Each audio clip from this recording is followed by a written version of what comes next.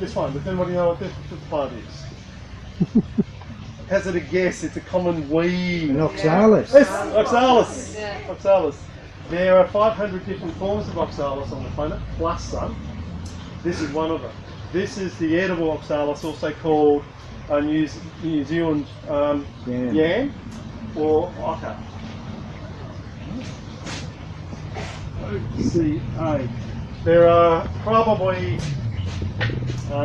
200 different cultivars of this particular plant, all different colours.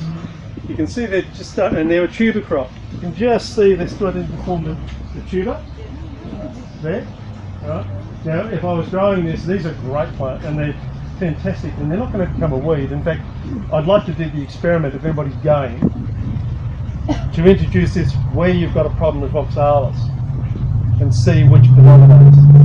Because if one against the other, they wouldn't even occupy a similar niche. I can tell you, I've done it by accident. Works? The other one wins. Wins, Dan. In fact, depends. It never even came back. Oh, really? Okay. The next year, no. Next year, that's no good. So these will grow beautifully. They produce a lot of tubers. They love to grow in the shade, which is a really good thing. They love the shade. And so if I was growing that one in a ground cover, I'd cover that whole mass with mulch, and that would form masses of tubers right along the actual thing. And they're really tasty. When you harvest them, you because it'll die down completely, and then you harvest them. You just dig them up, and you put them in a light situation for 24 hours, and then they change the oxalic acid to sugar, and so they become a lot sweeter very quickly.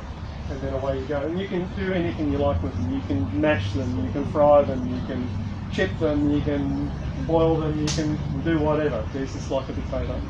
They're incredibly productive in a shady spot. The best crop we ever got here was when we were harvesting. We had a whole lot of little tiny baby ones, and so we had potting mix and we just chucked it under the petunias over there. We didn't water it, we didn't fertilise it, we didn't do anything. Massive amounts of production because it was in the shade and it was fairly friable soil. That was the two main things. So it'd be good to do the experiment with those and grow them in with other crops because they need the actual shade. So they use them a lot in New Zealand, but it's a whole new thing here. So, and really tasty, worthwhile growing. How big is the tuber? Tubers get to about that size. Typically, and then they give them that. But they produce quite a lot. If you're planting them on a fairly rich soil, don't know, open, you get them up to that big. They're starting to grow them commercially. But there's pink ones, there's white ones, there's black ones, there's purple ones, all different colours of the rainbow. And we've got 3 colours only at the moment. We hope to get some more. Do they have different flavours with the colours, or it's just? No, sadly, no. Well, they probably would.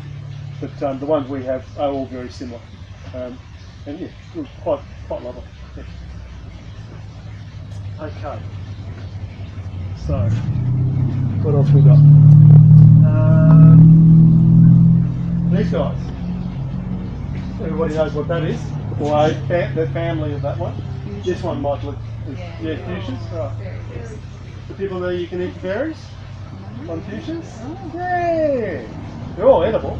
Some of them are not as palatable though, I found out.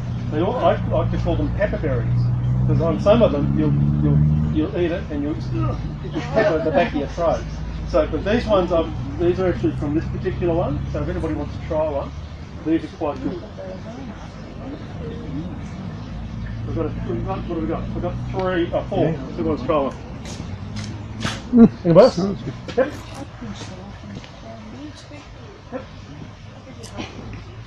And last one. Yep. Very nice. What do you think? Quite nutrient, very refreshing. Very thirst quenching. Surprise, aren't they? Aren't they good? Yeah, and like there's a whole stack of diversity of fuchsias around. I've been just going through the process of trialling them. So now you know that they're edible. All fuchsias. All fuchsias are all edible fruit, all have edible fruit. So do the experiment, try the fruit, of course, it's got to be fully ripe, so nice and dark like that. And if you come across a good one, let us know. Or take some cuttings, because they strike easy from cutting. That's that particular one. So I've tried a lot. Some of the other ones we've been doing is like this one here, which is a variety called Splendens, which is a species fuchsia. And that has one of the best fruits you'll ever come across. It's fantastic. But a smaller fruit, yeah. We're putting in production of those. A smaller fruit. No, it's actually about the same size. Oh, right. Yeah, it actually goes quite about the same big. Wow. And quite translucent. But tastes really citrusy. Totally different flavour again. And I don't know how many fuchsias there are in the world, but there's a lot of cultivars, and then there's species. There's probably 50 species or so around there. So there's a lot of opportunity as well. Some of them also have edible flowers. Typically, though, I haven't found many that are that good. So, What's this one called again? this one? Yeah. Splendens. Fuchsia Splendens.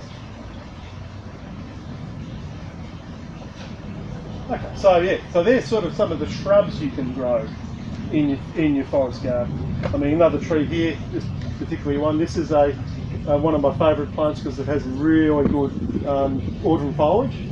That's a Chinese quince. So he grows about typically 3, maybe 4 metres. Everybody see that one?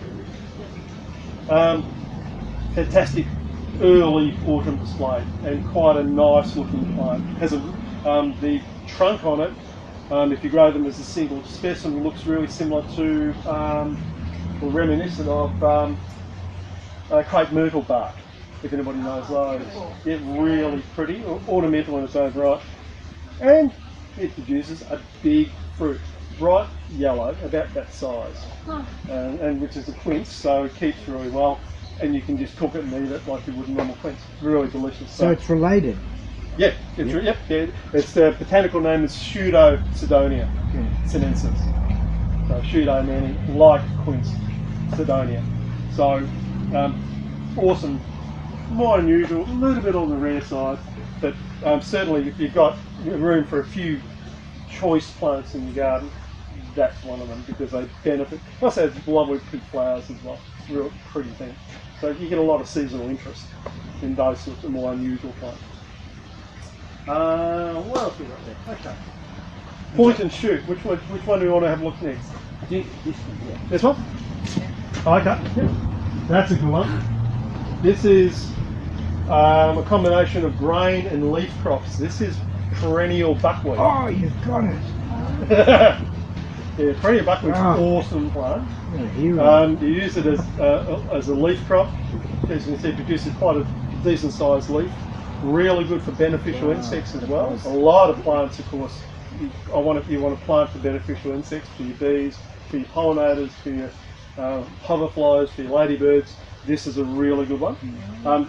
Likes a bit of a moist spot to grow well, and can get pretty big. That will cover an area that by that without any problem whatsoever. In what time? In one season. In a wet spot.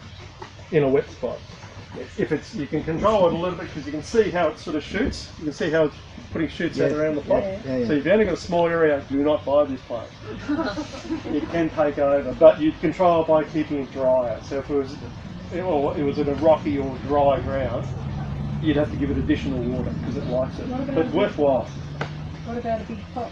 Big pot, fantastic. I got mine in a big pot all the time. So yeah, really good plant on lots and lots of ways. Has an umbel sort of like flower, really pretty. It's just finished flowering now, so certainly worthwhile growing. And it's a direct relative of And you can use the seed, of the annual, isn't it? Of actual buckwheat. Yes. Yeah. Yes. Yeah. But you get the leaf crop as well. So what's not to like? Just eat them, cook them and eat them. So you should like Great. it. I grow my own buckwheat at the annual. This one here, this is, again, this is your ground cover sort of areas. This is a ground cover raspberry. So it's really produces a little yellow raspberry about so big. You use this in combination with other ground covers because it forms a mat. So what we in forest gardens we talk about matters, clumpers, and there's some chickens coming, you know. So this is a really nice little plant. Looks particularly good, sort of cascading over a retaining wall or something like that. Really good. Gets a little bit of autumn colour. It's actually native of Taiwan, but grows beautifully down here, no problem at all. But yeah, it gets a little bit of autumn colour and flowers, and then you get the fruits on it. Not a massive fruiting plant, but it's just good because it occupies that niche, and you get get something out of that sort of ground cover layer. You got another one up there like that. That one? Yeah.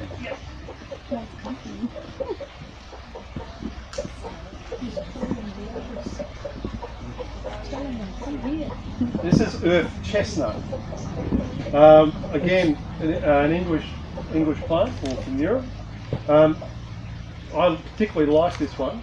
This actually does produce, again, a tuber, which you harvest. This dies down in summer, so it's extremely useful for a tuber crop available in summer. Most tubers, of course, are available sort of winter, autumn, into spring. This one actually harvests in summer. Absolutely delicious, really good, worth growing. You can also eat the foliage as well. A bit more like parsley, that type of thing. Cut that up on. Unique flavour, come and try it. We don't do any sprays, so you can certainly try it. But you can also grow it because it produces these beautiful umbels of flowers, and so it's really good for beneficial insects. Once you've got it, you will have it forever because it does self-sow. So that's the name. I only ever make one purchase of this, and you'll never have to buy it again. So you called the earth nut pea also a chestnut, earth chestnut, did you not or not? May have, I shouldn't have. This is earth chestnut, the other one's earth nut pea. But the earth nut pea has a chestnut flavour. Has a chestnut flavour. This also tastes like chestnut as well, funny enough. Okay. Slightly quite different, but yeah, reminiscent. So very useful plant. No? What conditions does it like? Yeah. It'll grow in, it likes a fairly sunny position ideally, but will tolerate some shade. Allow that much space for it, because the flowers come up to about this height, and then it dies down and then just clumps up. And moisture? Fairly moderate moisture level. Yeah, you can dry. certainly control it. It prefers a bit more moisture than dry. It'll control itself. Yeah. Yeah, like that. In this particular one, this is just getting started. This is a fairly common plant overseas, but you might have heard of it. Good King Henry. Oh yeah. Good King Henry. Anybody heard of that one? Yes. Yeah. So it's a spinach crop. The other name for it is Lincolnshire asparagus, because you actually pick the flower shoots when they come up, and you harvest them when they're young and treat them like asparagus and cook them, and away you go. But the leaf gets quite sizable. It's about this sort of size. Nice big plant. Loves to grow in the shade. Right? So really useful. You can see why in a forest garden system there's a niche for all different types of plants. In shade, in sun, all those sorts of things. Tastes like spinach, you say? It's a unique flavour, I've got to say that. But reminiscent of spinach, yes, definitely. A cooked green. A cooked green. Yeah, I like it. Yeah. With all of these plants, I've eaten all of these things. Alright. And you're still here. I'm still alive, so, you know. But he used to have a full head of hair. And typically this guy has as well if we've been around. So, And you never had a beard before you started. That's right. Yeah. but I did have hair once, you know. Now this is another good cooked green, or you can eat it raw. This is called Alexander. And it's probably been in cultivation since Alexander the Great, I suspect. I wouldn't mind betting it's actually named in some reference there. And it's a biannual. So it'll grow and then die down, and then it'll grow and then produce seed and then set seed for the following season. Really, really good plant to grow. It's reminiscent of what's the other plant that looks like that? But we use it all the time. It's been in cultivation now for, where are we? Angelica, no. Angelica. It's similar to Angelica, but totally different flavour. We eat the stem and the leaf, and we just steam it lightly and eat it like that. You can also use the seed. seed's quite good. Use it as a pepper substitute for the seed. You can candy the stems like you would angelica, that type of thing. And the flower heads, the actual flower heads itself, if you don't want the seed, you actually pick the flower heads and prepare those, and they're quite good to eat. So there's a lot of different uses. The micronutrients and protein, carbohydrates and fatty acids and all that sort of stuff. And you can also eat the roots as well. So it's pretty much an all-purpose plant, this guy. And it'll grow beautifully in sun or shade. Pretty much fit in anywhere. And it'll self-sow, so it'll occupy. You want plants in a forest garden that are going to self-sow and form its own weeds, effectively. Because if that's occupying a space, the weeds won't get in. And so you use those sorts of plants like that. It's very useful. That one? I do have a bit. So those ones that self-sow. Everybody else knows what this is, of course. Nasturtium. Okay. This is a particular cultivar, which only produces these tiny little leaves. So yeah, the chefs go a bundle on these. So this was actually produced for eating, and it's not as strong as the other varieties. You can actually eat this and it doesn't blow your socks off. Because the other ones I find just too hot. And once you've got it again, it'll self-sow around the place. It's called. You can come up and try that one later. That one's called Little Pepe. So it must have less medicine then. Don't know, debatable. Of course, in nasturtiums you can use the seed like you would capers, and there's a whole stack of stuff around those. But I just like it, it's just good. And it's a small little clumping plant, so you can grow it on a balcony, you can grow it anywhere. Now, interest. It's very popular at the moment. This is a Tuberous Begonia, right? And this particular one is called Boliviensis. Guess where it comes from? Okay, so, and edible flower. Very sweet. A little bit of oxalic acid. So you can use, if you've got gout, you wouldn't use this, you wouldn't eat this one. Because that's the last thing you want.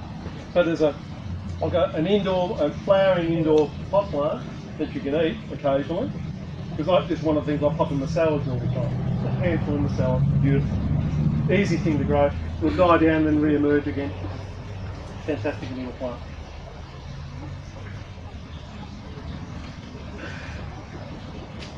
Now this one, as you can see, it's starting to die down now. This is one of the herbaceous plants. This is Turkish Rocket. This is basically a perennial form of the cabbage family. So it's not the brassicas. Gets really quite a large sort of plant if you allow it to have big leaves. And as the name suggests, it's a leaf crop.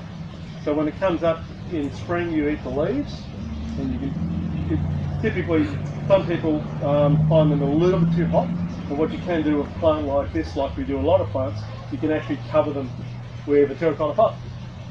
And as they emerge, the lack of light will make them a little bit more palatable. So you can do that. Or you can just pick the young leaves, wilt them under a flame or something like that, and use them like that, because they're quite hot. A lot of them, but I like them because once you've got it, it'll just grow into a nice big plant. It looks fantastic, really leafy. The main crop though in this guy is the flower. When the flower comes up in spring, you harvest the flower like you would a spicy broccoli and use that. If you let it go to flower, it's really good for beneficial insects. So it's got a lot of uses. Tough as nails. I was going to, Really, really tough plant. can take dry as well. Yeah, take dry. It's probably a mineral accumulator, we suspect, because the root systems go quite deep. So it's probably a good plant to have in the forest garden. Gets a lot of write-up overseas. So yeah, really nice looking plant in its own right. Brassicas. This is a perennial form of cauliflower. There's a lot of different old-fashioned vegetables which we've been promoting now. This is a true perennial cauliflower. This will last 3 or 4 years and produce smaller cauliflower heads, but a lot of them. As you can see, it's now forming into a bit of a bush. All right, so that'll form a small bush about that by about that, and just grow for quite a few years. It gets attacked by cabbage white butterfly. Yeah, it brushes it off. And the good thing about having something that actually has, that the cabbage white butterfly can lay its eggs on and be virtually immune, is you'll tend to encourage the predatory wasp and the parasitic wasps to come and lay eggs. Typically on these, I didn't think I've got any there, but we leave these guys go and they just produce basically a whole stack of predatory wasps, because they lay their eggs actually on the caterpillar and then they hatch out of the caterpillar. It's alienish, nasty. But and then you've got all these predatory wasps where you need them in your garden. So these sorts of things are very useful. There's perennial kales, there's perennial cauliflowers, there's all these other brassicas. Are there perennial broccolis? There's perennial broccolis. We've been collecting now for 3 or so years. We've probably got about probably about 10 different cultivars now that we grow. Some of them are like grow this high, like the big tree tails, and they get leaves like this wide, and they look more like trippers. And they're fantastic. There's a whole stack of stuff. Just saved some broccoli seed, which I've put away, and I've written on it perennial broccoli ? So I don't know. Pop it in, see what happens. Yeah. And yeah, It's 3 years now. Yeah. okay. Yeah. There's a lot of different forms in that area, and there's more to come. I mean, broccolis are quite promiscuous, so if you save your seed, it's quite tricky because you can cross with the one over there really quickly. So I propagate these typically when you get a good form. You can see there's a purple one there. Yeah. This is a particular good form of perennial broccoli, purple sprouting broccoli. Yeah. And so we grow it from cuttings, and they strike really easy from cuttings. So Really? once you've got one, you just keep multiplying it from cuttings. What type of wood? Old or Fairly fresh wood like that. fresh? Yeah. Just tip cuttings typically, or they produce shoots from the base. Like these guys are going to produce shoots down here, and you use something like that, and just propagate it like that. They do. And the chickens. Still grows. There's one outside. As you walk out the door, you'll see one on the left hand side. I've got 15 chickens, and it's still producing. It's still got flower heads on it now. So that's and they're going for it right this minute actually. On cue. On cue. Where would you buy your seed? Look, we've been collecting it now for quite a long time, so we've got the actual plants available. So if you want to get, seed though, would be certain varieties come to us via friends, and so we're able to propagate it because it's in our interest to get as much diversity as we can out there. In reference to that, this particular plant came to us, for example, from a mate of mine, and this is called, it's got a few different names. This is a plant called tiger nut or chufa. I used to know another plant called chufa a while ago. This is not it. And as you can see, it looks like a nutgrass, which is closely related. And the other name for it is earth almond. And this one had a really lovely little story. Cabbie called Fred, he lives over in Preston. He wandered over here one day. It took him 2 buses and a train to get here. But he's a nut on plants like me, and in particular edible plants. And he had these seeds of this particular plant, and he tried to germinate them, and he was unsuccessful. So he brought them over to us to see if we'd have any go. We put them in, we got one up. Just one. And from that one has produced a whole stack of new plants. You can probably see, the tubers that this thing produces. Alright, they're a tuber. You think, well, what do you bother? And that's the tuber. They can get a bit bigger than that, typically, when they're growing. And being of that family, they do like to grow in water, in a bit of moisture, but they're absolutely delicious. So how closely related to nutgrass do you reckon? They don't produce any viable seed, so they're not going to become a pest. They've grown a lot overseas, and they've dried and what's that? They're the next big health food thing because Biggest. because you can give them to kids with allergies, so they act exactly like Because they're not a nut. Because they're not a nut. They're not nuts, they're tuber. So, So you get this. Well, no, you can buy tiger nut bags of tiger nuts. But you can buy, tiger nut flour. Tiger nut, I saw that. Oh, right. But you can grow your own. What a good idea. So what you do is you basically clean them up, and anybody wants to try one later, that would be great. I'll try one now. You might have time. And clean that up. Sterilise potting it, so don't cook it. Chew it for a bit, and then you get this almond flavour. So highly nutritious, easiest plant in the world to grow. So from each one of those, you can get one plant. Are you selling those yet? So there's no cyanide in it? I just eat them raw, or you can dry them and use them for flour. They're a major staple. It's not an They've been almond. grown now No. for 5,000 years. Yeah, it's like And nutgrass was traded around the world as much as salt. Yeah. So these are probably on the farm. So thank you, Fred, because we have this now available. Yeah. So yeah, they're really easy plant to grow. So away you go. Fantastic thing. Do you do mail order? No, not yet. We're looking at it. But that's a whole, yeah, we've got enough to do. Cut me. What are some of these alliums you've got here down here? Alliums, Just quickly. Sure. Yeah, quickly. That one is Society Garlic. People have probably seen that one. We grow it on nature strips. Really tough one. What people don't realise is it's got edible flower and edible leaf. So it's absolutely fine to eat. If you try one of those, so it's very garlicky, so don't expect anybody to kiss you that day. It's very strong. Don't put them with the cake because they would look really nice as chocolate cake. We've been collecting perennial alliums now for the last 3 or so years. This particular form is one of the perennial leeks. You can see there's the original plant, and then it's produced another 3. So that'll grow up as big as a normal leek, and then you just harvest it, and then away you go. So it just grows. We've got other forms that actually come up in flower and produce little bulbs on top, and so you can just broadcast the bulbs back into the garden, and they'll all come up. And then they also produce other little tubers around the base. So they're extremely easy to grow. There's things like walking onions, there's goldfields shallots, there's all these different shallots that we grow as well. Do you have a catalogue online or? Not online yet, working on it. Have a paper catalogue? So all the perennial onions, there's a huge family of them. So we've just been busy collecting and propagating, and And this one with the beautiful, the pink with the apricot centre flower. This one? Yeah, that looks incredible. This is a Gruyere. Gruyere. Grewia.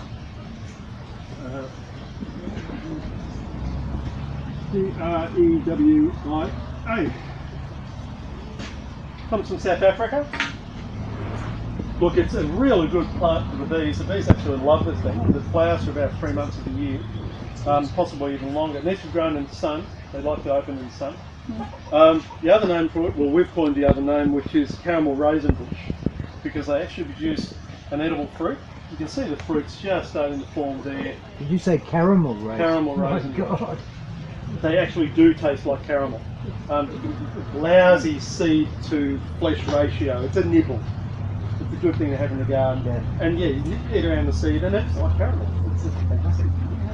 But a really good plant, because it'll fill quite a few niches. Really good if you've got bees. Awesome plant for bees. How are we going on time? I'm not sure anyone got the time. No. Still going? Keep going. Keep going? Okay. What haven't we covered? What about this one? The violets? Yeah. Okay, they look like here. It's probably about time, John. So. Okay. These are violet. Look, all violets are edible. Go out in the limb. All violets are edible. It's the flower mainly. The flowers taste exactly like they smell. A lot of them have edible leaf as well, which people may not realise. Usually cooked, although I do use this in salad. Certain varieties are better than others. We've been sort of selecting now for the varieties that are particularly good. We've got about 5 cultivars that we recommend that particularly palatable. This is one of the Australian natives. This is one of the Dianellas or flax lilies. There's quite a few of these. There's a lot grown and hybridised. The landscape industry went just ballistic over the last 15 years on these things. This particular one, though, it has been edible fruit. The other ones, don't know. Mr. Google gives me different references, but this one is edible. I've actually eaten the fruit, so that's quite good. I haven't cut it, so this one's quite a good one. Can I just ask So this one's Dianella. And is that flax seed there? What's that? It's called flax lilies. Is it flax seeds or is it different? No, different again. Yeah. They call it flaxes, this is a common name. So that's Dianella. Yep. Right. What's the soft leaf one? Soft leaf one. This is Yacon. Oh yeah, okay.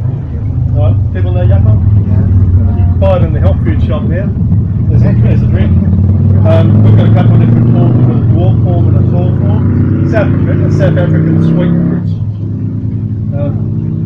Produces quite reasonable tubers. Here's one I prepared earlier.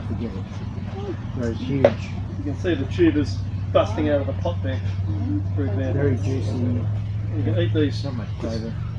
They dig around and just harvest them straight out of the ground like that. Food value. They're high in inulin.